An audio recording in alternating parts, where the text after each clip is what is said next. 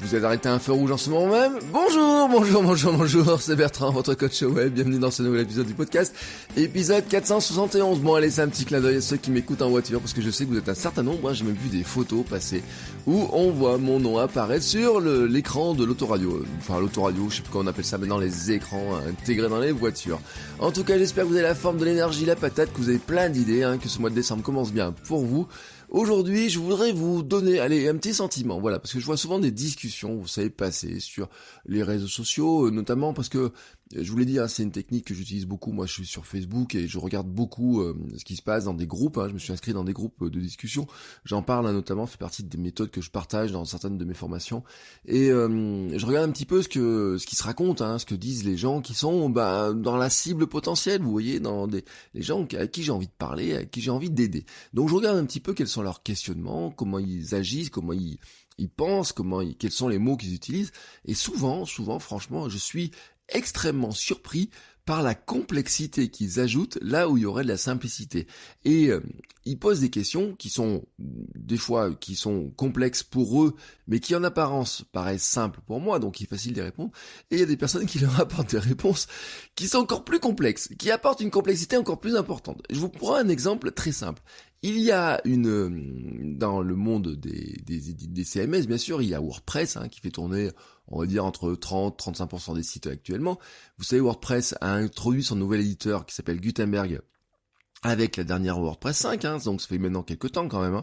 Et donc Gutenberg a toujours une très mauvaise presse, et à côté de ça, on a des gens qui utilisent des constructeurs de pages dont on a parlé dans des anciens épisodes, je me rappelle un épisode avec John et Thomas, notamment Elementor. Et puis vous avez bien sûr les thèmes un petit peu à la mode, un thème comme Divi.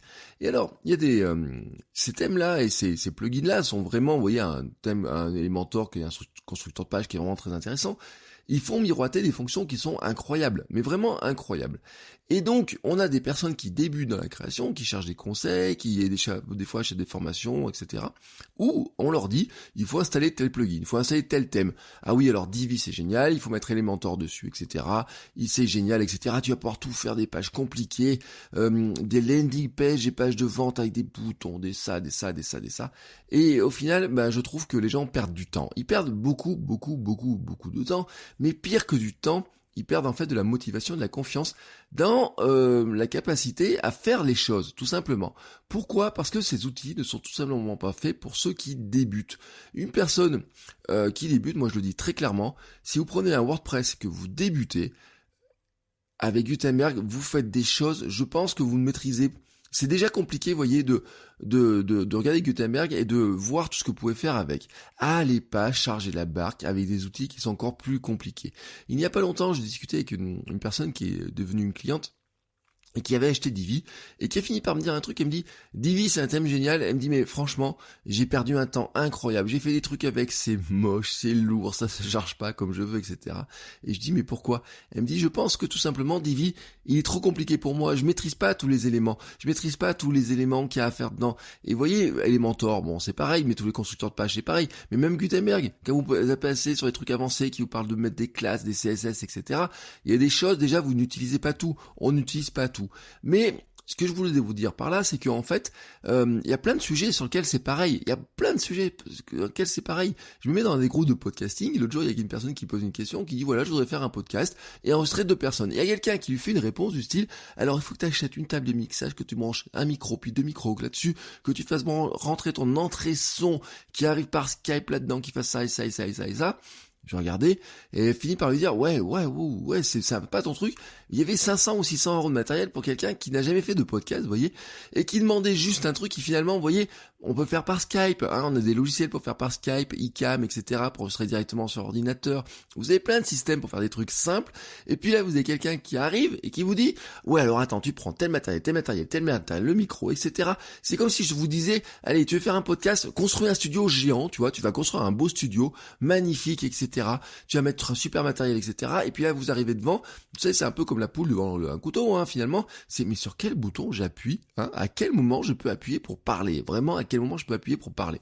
Et moi, mon sentiment, vous voyez, c'est des trucs c'est resté KISS. Et KISS, vous savez, c'est un acronyme qui est très vieux, en utilisant en ergonomie, c'est Keep It Simple, Stupid. En français, vraiment, vous prenez Wikipédia qui nous donne la traduction comme ça, garde ça simple, idiot. Vous voyez, moi j'aime bien ce truc-là. Vous avez d'autres significations, mais j'aime bien le truc, garde ça simple, idiot, bordel, quoi. Même j'ai envie de dire, voyez ce truc-là. Concentrez-vous plutôt sur le contenu. Concentrez-vous plutôt sur la maîtrise des outils qui sont simples, mais qui vous laissent du temps pour vous poser la question de quel contenu vous allez faire, à qui vous allez parler, qu'est-ce que vous allez apprendre aux gens, comment vous progressez aussi sur vous, comment vous arrivez à produire ce contenu. En fait, on se rend compte que souvent, le plus simple vous permet de faire des choses déjà qui sont super bien, mais vraiment super bien.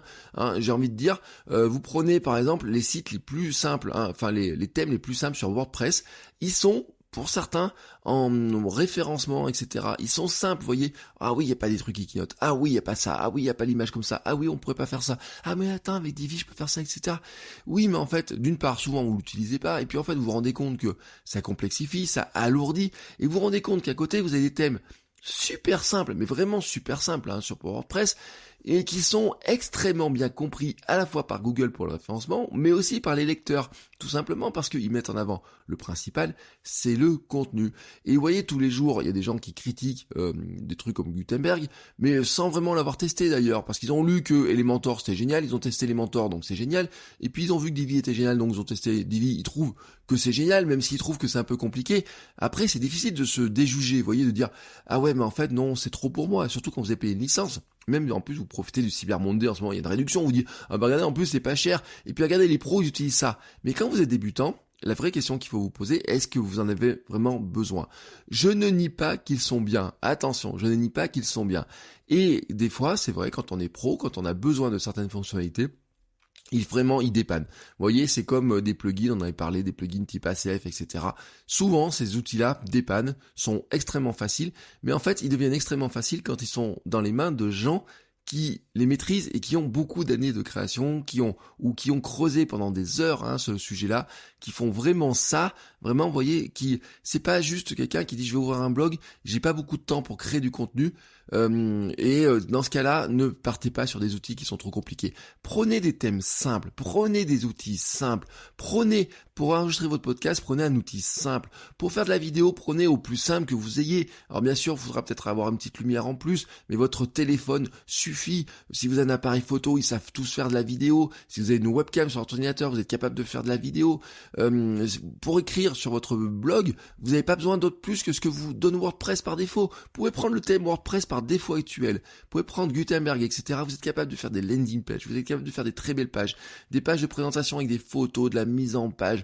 Et vous êtes capable de faire énormément de choses sans débourser d'argent en plus. C'est ce que je voudrais vous dire. C'est-à-dire que le contenu, vous n'avez pas besoin de vous ruiner en matériel, en plugin, en logiciel de départ pour faire du super contenu en plus. Non, parce que c'est pas ça qui fait votre contenu.